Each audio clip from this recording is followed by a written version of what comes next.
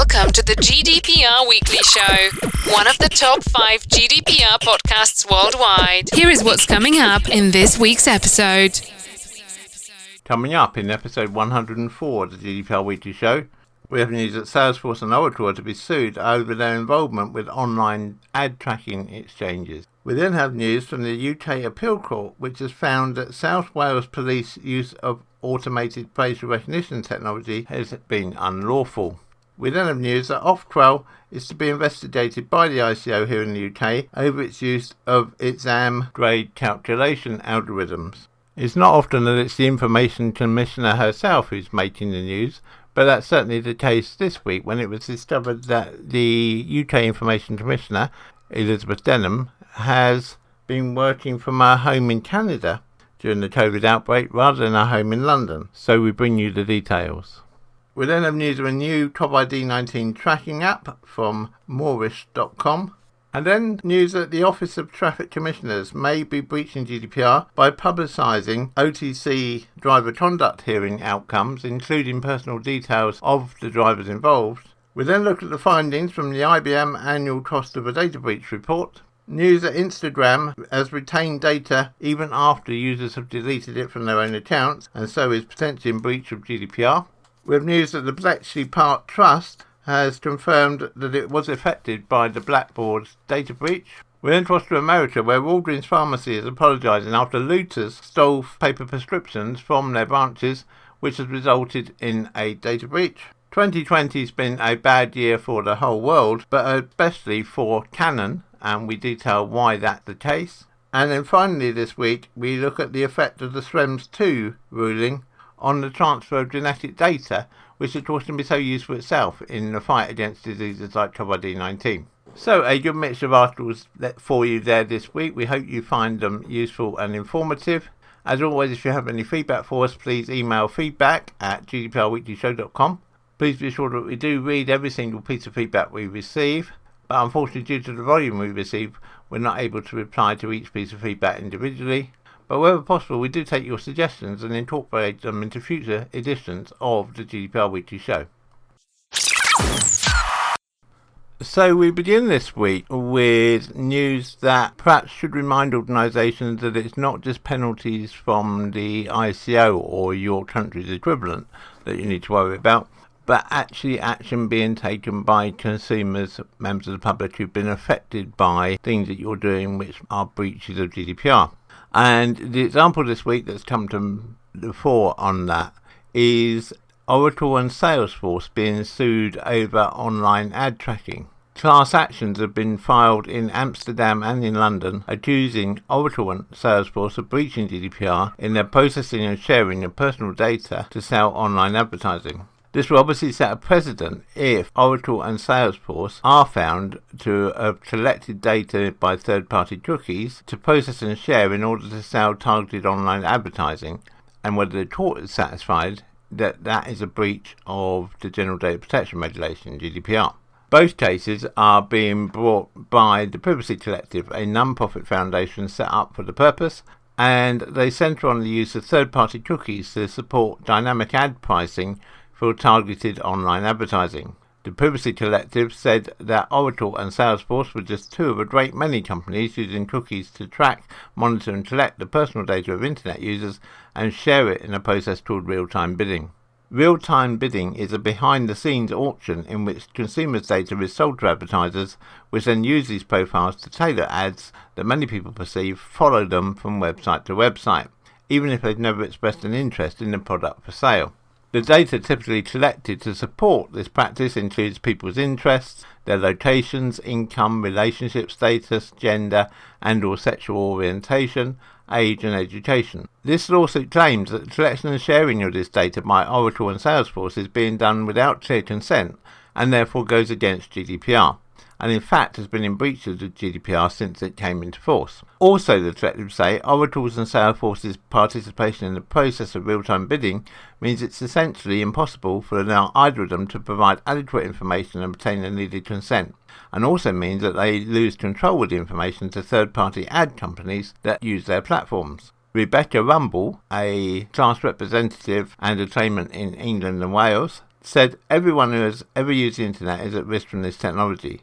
It may be largely hidden, but it is far from harmless. She went on to say, if data collected from internet use is not adequately controlled, it can be used to facilitate highly targeted marketing that may expose vulnerable minors to unsuitable content, fuel unhealthy habits such as online gambling, or prey on other addictions. By supporting this action, internet users in England and Wales can do their bit to begin to hold these firms to account and make the internet a safer and more regulated place. The collective says the claims could exceed €10 billion, as it could potentially unite millions of claimants who have visited some of the world's most prominent websites, including Spotify, Compare the Market, Reddit, Dropbox, IKEA, Booking.com, Thesaurus.com, Urban Dictionary, The Student Room, Rotten Tomatoes, IMDb, BBC Good Food, Matalan, Pretty Little Thing, Debenhams, Read.co.uk, Barclaycard.com and Amazon. The Dutch action will be the largest ever class action in the Netherlands over GDPR and is being led by the Amsterdam-based law firm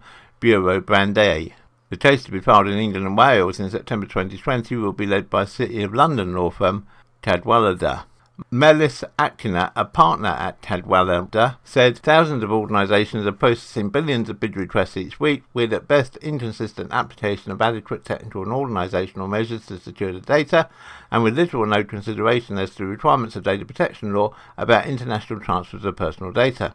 GDPR gives us a tool to assert individuals' rights. The class actions mean we can aggregate the harm done. Bureau Brandé lead lawyer Christian Alberdink-Thim added, your data is being sold off in real time to the highest bidder, in a flagrant violation of EU data protection regulations. This ad targeting technology is insidious in that most people are unaware of its impact or the violations of privacy and data rights it entails. Within this ad tech environment, Oracle and Salesforce perform activities that violate European privacy rules on a daily basis, but this is the first time they are being held to account. These cases will draw attention to astronomical profits being made from people's personal information and the risks to individuals and society of this lack of accountability. For Oracle, their Executive Vice President and General Counsel Dorian Daly said, the Privacy Collective knowingly filed a meritless action based on deliberate misinterpretations of the facts. As Oracle previously informed the Privacy Collective, Oracle has no direct role in the real-time bidding process, has a minimal data footprint in the EU, and has a comprehensive GDPR compliance program. Despite Oracle's fulsome explanation, the Privacy Collective has decided to pursue its shakedown through litigation filed in bad faith. Oracle will vigorously defend against these baseless claims. A Salesforce spokesman said, at Salesforce, trust is our number one value and nothing is more important to us than the privacy and security of our corporate customers' data. We design and build our services with privacy at the forefront, providing our corporate customers with tools to help them comply with their own obligations under applicable privacy laws, including GDPR, to preserve the privacy rights of their own customers. Salesforce and another data management platform provider have received a privacy-related complaint from a Dutch group called the Privacy Collective. The claim applies to the Salesforce Audience Studio service and does not relate to any other Salesforce service. Salesforce disagrees with the allegations and intends to demonstrate they are without merit. The Salesforce spokesperson added, our comprehensive privacy program provides tools to help our customers preserve the privacy rights of their own customers. Now, this is obviously quite a fundamental case if it's found by the court that there is this issue with programmatic advertising. And it's something we will be keeping a close eye on here at the GDPR Weekly Show. And when we have any update from the court, then we will bring that to you in the next available episode of the GDPR Weekly Show. Keep up to date with the latest news in and around the world. There was an important action in the UK courts this week when the Court of Appeal ruled that the use of automatic facial recognition technology by South Wales Police was unlawful, following an ongoing legal challenge brought by Ed Bridges and the civil rights group Liberty. Mr. Bridges' face was scanned while he was Christmas shopping in Cardiff in 2017 and at a peaceful anti-arms protest outside the city's Motorpoint Arena in 2018. He claimed that being identified by automatic facial recognition had caused him distress. Upon taking the issue to the court, Bridges said it breached his human rights when his biometric data was analysed without his knowledge or consent. The court upheld 3 of the 5 points raised, but also found its use was proportionate interference with human rights. The ruling said there was no clear guidance on where automatic facial recognition locate could be used and who could be put on the watch list. It said as a result, a data protection impact assessment was deficient and the force did not take reasonable steps to find out if the software had a racial or gender bias. Surveillance Camera Commissioner Tony Porter said, "I have repeatedly called for open debate from all sides on this very important issue. If there is to be an ethical and evolutionary process for the legitimate use of automated facial recognition technology by the state, then it is essential that the public have trust in the technology, its legal and regulatory controls, and the honesty of endeavour by the police themselves. The Court of Appeal case, its submissions and findings are a key element of that evolutionary process. The spirit in which all parties contributed to these important appeal proceedings is to their credit, and the Court rightly acknowledged this. I was particularly encouraged by the approach to these proceedings by South Wales Police, who have worked so hard to be transparent and ethical in their approach to use automatic facial recognition technology in this pilot phase. Doubtless, the learning from this appeal process will be valuable to them as well as other parties. Liberty has repeatedly claimed that there are no legal constraints on using automatic facial recognition, saying in court that if everyone was stopped and asked for their personal information on the way into a stadium, people would feel uncomfortable. I think it has to be said, of course, that Liberty started this action prior to COVID-19 because now, obviously, it's becoming much more common when we walk into anywhere that we're being asked for our contact details. South Wales Police has been developing the use of technology since 2015, but is not the only force to face scrutiny over its use. In September last year, a group of politicians and campaigners argued that the police and companies in the UK must stop using live facial recognition for public surveillance. This followed reports that the King's Cross estate was using facial recognition technology without telling the public, with both the Metropolitan Police and the British Transport Police having supplied the company with images for their database. From our perspective, I agree that automatic facial recognition has its place to play in law enforcement, but it is obvious from this case that it is crucial how that process is managed and that it's only used where it's really required. We're waiting to receive the full text of the judgment from the court in this case, but once we have that and we've had a chance to analyse it, we will bring you an update in a future episode of the GDPR Weekly Show. What's up, Isabella? I'm fed up. I wish I had a new job. Have you tried Jubal? Jubal.org. We help people find jobs. Great! I will try it now.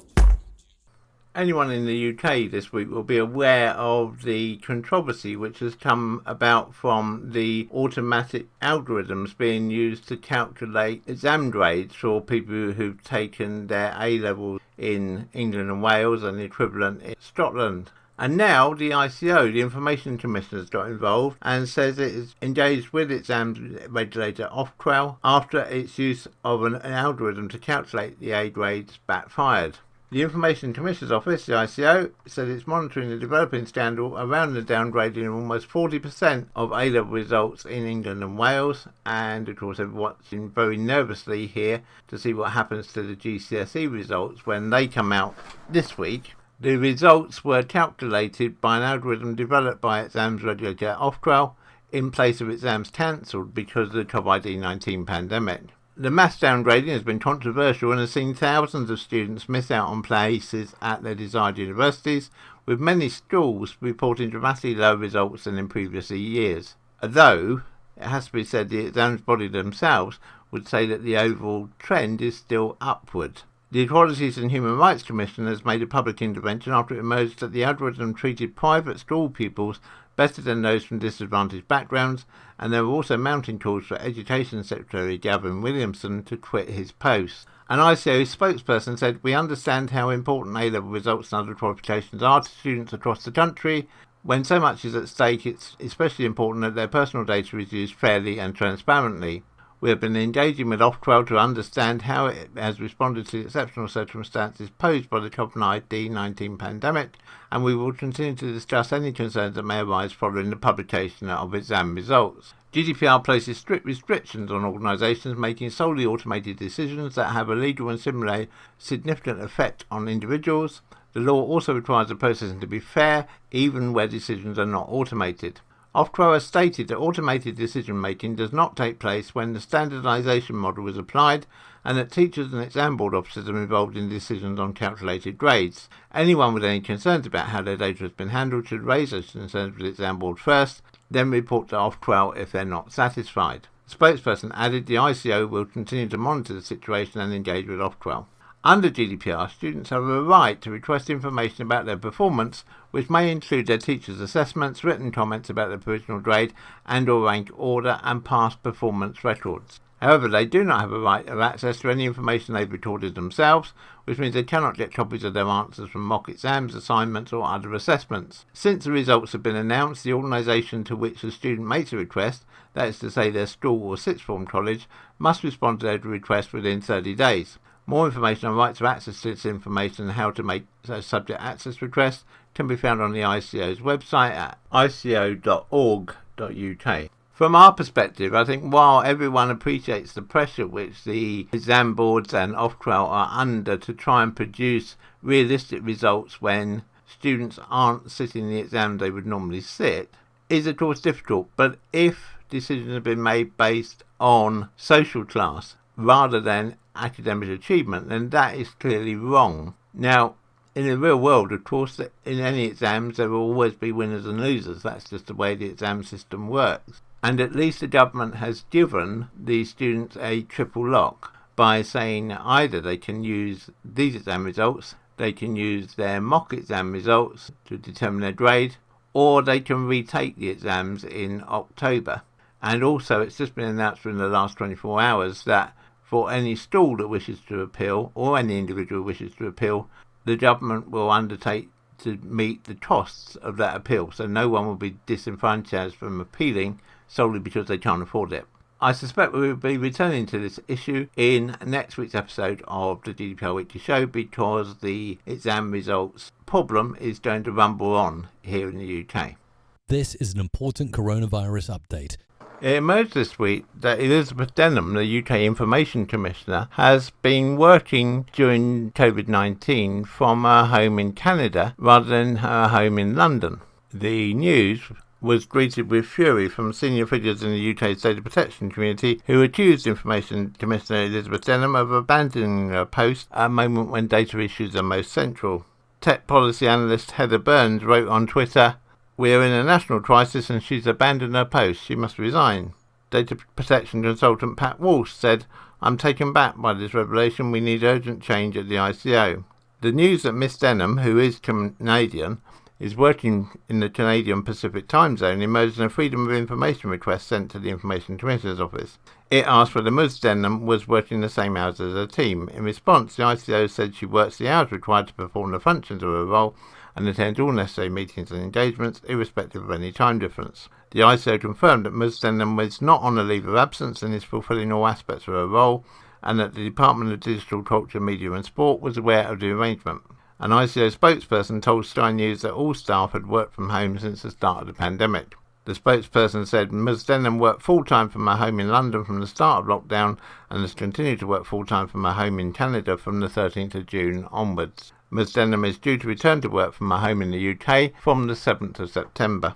Remote working has become much more common since the start of the pandemic, but news that Ms Denham is working in Canada has raised questions about how possible it is to lead such a large organisation from that distance. If we receive any further update on this from the ICO, we will of course bring it to you in the next available episode of the GDPR Weekly Show.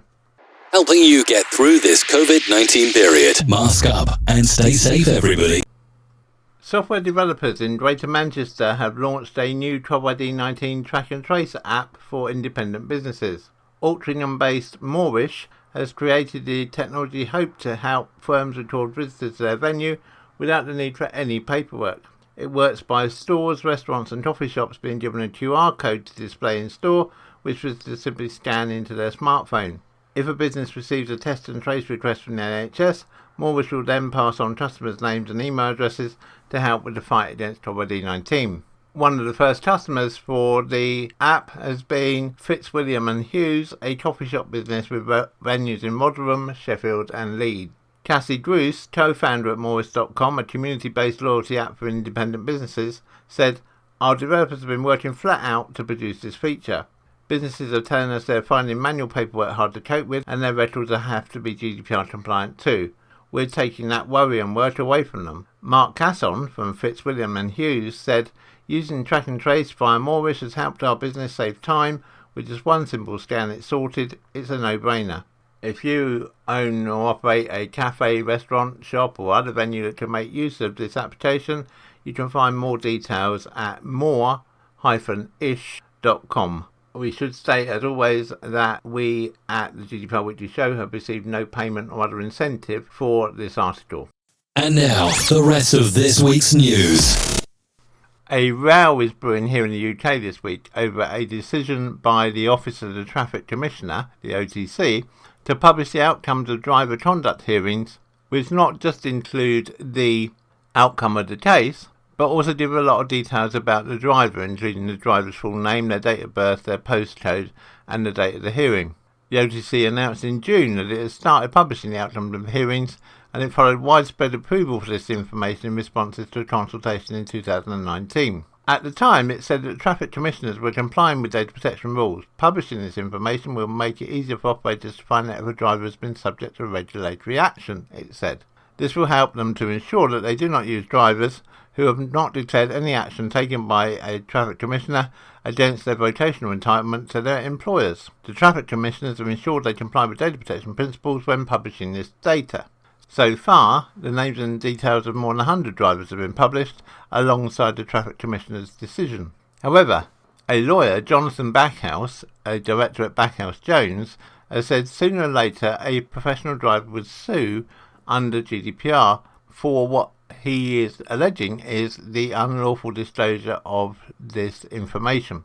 Mr. Backhouse said it sounds to be a serious GDPR breach because they are not supposed to be public hearings. For the Office of the Traffic Commissioners, a spokeswoman said the industry had been requesting driver conduct hearing information for some time to reduce the risk that drivers who are subject to action that affects their legal right to drive fail to advise their employer and continue to drive. She said this is an important road safety consideration. Although sections 113 and 116 of the 1988 Act are silent on the process for driver conduct hearings, traffic commissioners seek to regulate in an open and transparent manner.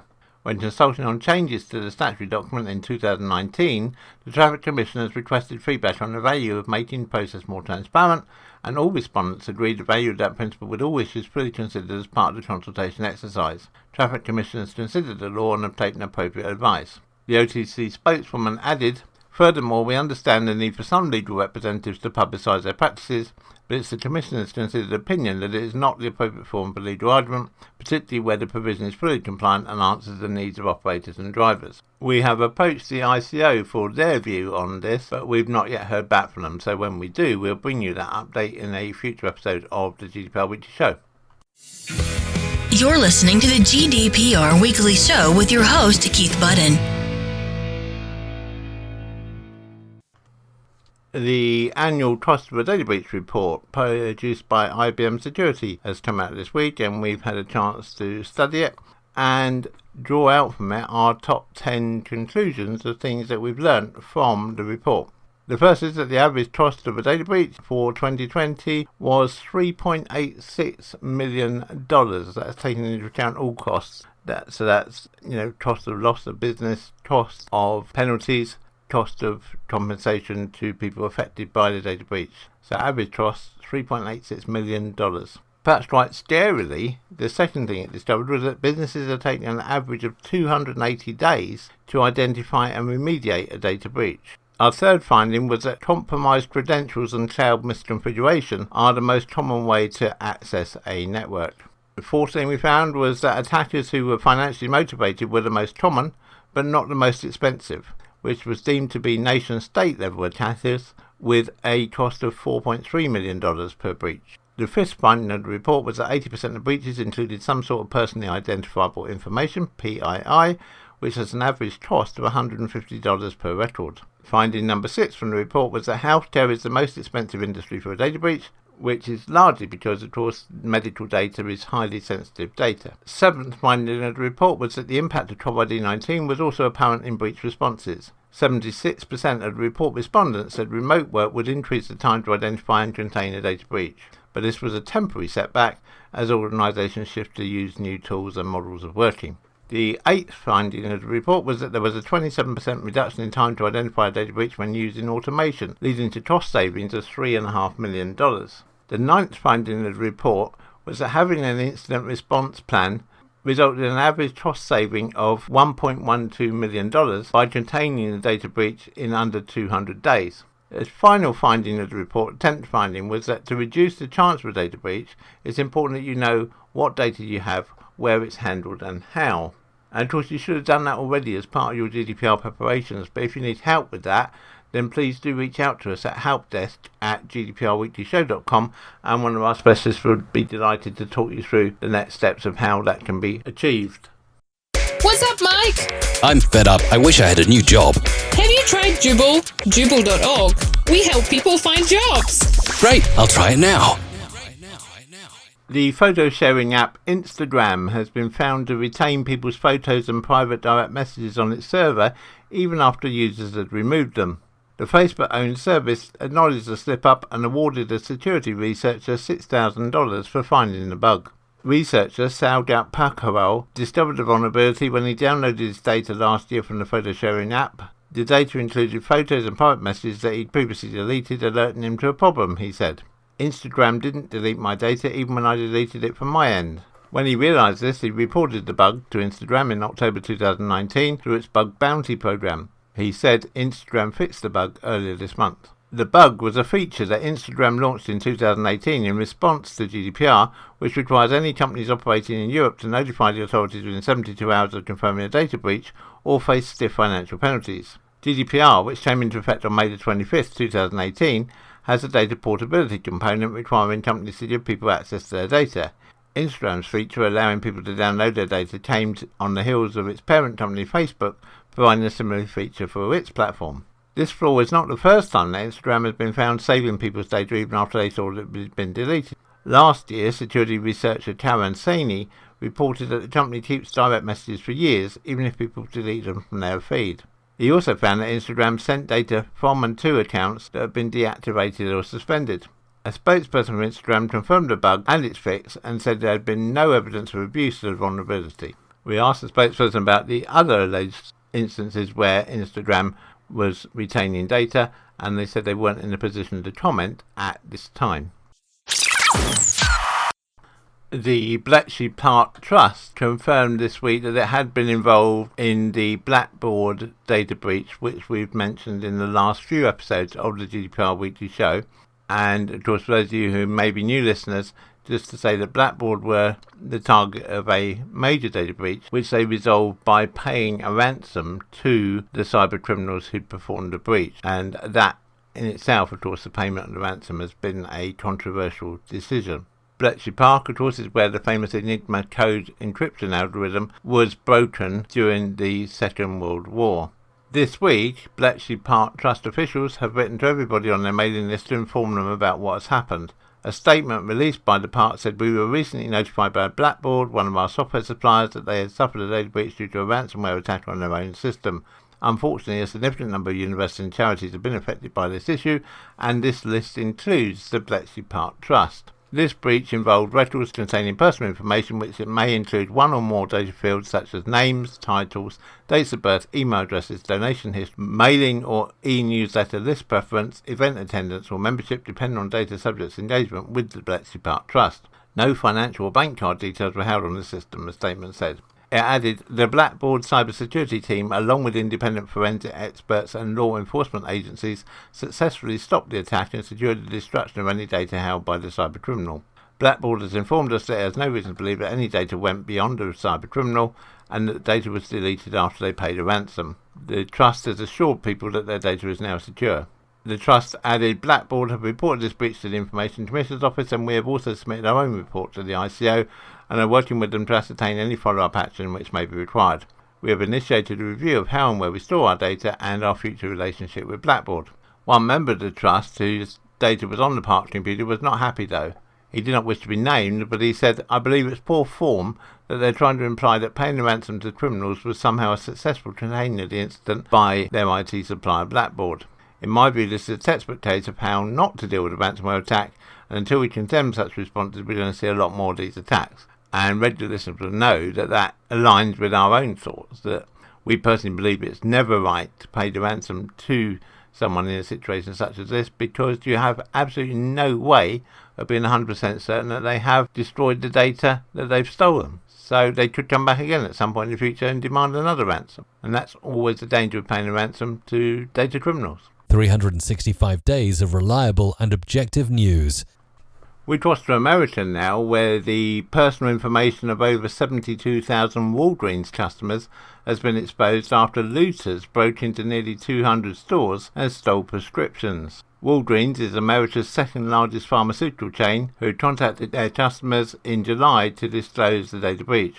Walgreens spokesperson Jim Canon told the Philadelphia Inquirer that 180 Walgreens stores have been looted, but declined to state which specific ones. In a statement, Walgreens said, "As part of a comprehensive investigation and review of the damage, we learned that there was also limited unauthorized access to certain patient information at some of the damaged locations." Walgreens said that while paper records and filled prescriptions were swiped by looters, no financial information or social security numbers belonging to customers were exposed. In a breach notification letter dated July the 24th, Walgreens wrote, "Sometime between May the 26th and June the 5th, 2020, various groups of individuals broke into multiple Walgreens stores and forced entry into the secure pharmacy at select locations, including your preferred Walgreens. Among the many items stolen were certain items containing health-related information, such as filled prescriptions waiting for customer pickup and paper records. Sensitive information exposed in the spate of looting included customers' full name, address, date of birth, age, phone number, email address, balance rewards numbers, and photo ID numbers. Vaccination information was also exposed along with prescription details and clinical and house plan information." The letter went on to state, "Upon learning of the potential compromise of information, Walgreens promptly took steps to close out and re-enter impacted prescriptions in our system to prevent potential fraud regarding the original prescription." Walgreens said it was coordinating with local law enforcement where appropriate and had taken steps to reverse insurance claims for any stolen filled prescriptions that had already been billed to house plans. By way of compensation, impacted customers were offered 1 year of credit monitoring free of charge and were given advice on how to obtain and monitor credit reports. Customers were further advised to follow up with their insurance company or care provider for any items that they didn't recognise. It's understood that the data breach may have affected 72,143 Walgreens customers in total. I think this data breach just to show that it's not always data on a computer system which can be affected by a data breach. In this case, it was paper prescriptions.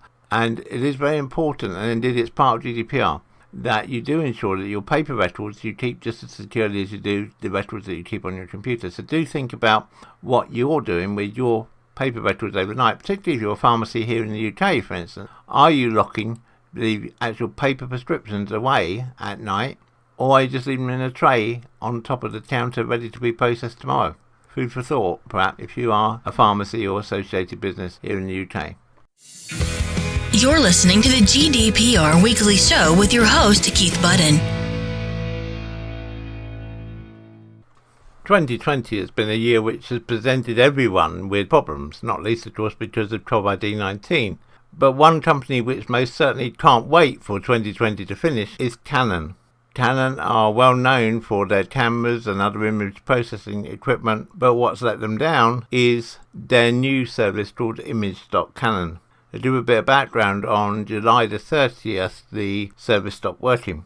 It didn't come back up again till the 4th of August. In itself, that may not have been a major problem, but when it came back up, Canon were forced to admit to its customers that it had lost some of their images. Now, this is a huge problem because the worst thing that can happen to a cloud storage company is to lose some of their customers' data. To compound the problem, Canon said it had confirmed that the lost data could not be restored. That has a big impact on the reputation of a company like Canon. Because imagine if they were photos taken by a professional photographer of your wedding, a one-off event, that the photographer's done everything he can to ensure that the images are safe, and Canon has lost them. It's doubly disappointing because everyone recognises that as a concept, Image.Canon is precisely where the industry needs to go. For those who don't know, the idea behind Image.Canon is that from a Canon camera, you can upload your photos via Wi-Fi direct to Image.Canon, and it will send them on to your Dropbox account, to your Google Drive, to your Adobe Creative Cloud account. Wherever you want to have those photos, Image.Canon will send them on. But in this instance, it lost them. However, just as you thought things couldn't get worse, it transpired that these images had not simply been lost, they'd been stolen in a cyber attack from an organisation called Maze. Maze is demanding a ransom for the return of the data, and to Canon's credit so far, it's refusing to pay the ransom, but of course it doesn't help those people who've lost their photographs, particularly if they were, as I say, for one-off occasions. It's very early in this scenario, and so we are waiting further updates from Canon, and as soon as we receive them, we will of course bring them to you in the next available episode of the GDPR Weekly Show. Keep up to date with the latest news in and around the world. A new judgment from the Court of Justice of the European Union has profound and wide-ranging implications for the international transfer of genomic data. The sharing of genomic data is essential to unlock the benefits of genomics for research and healthcare. Assembling and sharing data from large international studies offers particular value for general research into genomic health and disease, from detailed studies of genetic factors driving different forms of cancer to understanding how genetics may influence the risk of common diseases or why people react differently to infectious diseases such as COVID-19. It also allows health professionals around the world to identify and share learning about new and extremely rare genetic conditions that may affect only a handful of people in the whole world. However, the sharing of personal data is subject to legal controls, and the EU General Data Protection Regulation, GDPR, impacts the sharing of genomic data when it counts as personal data because it relates to an identified individual.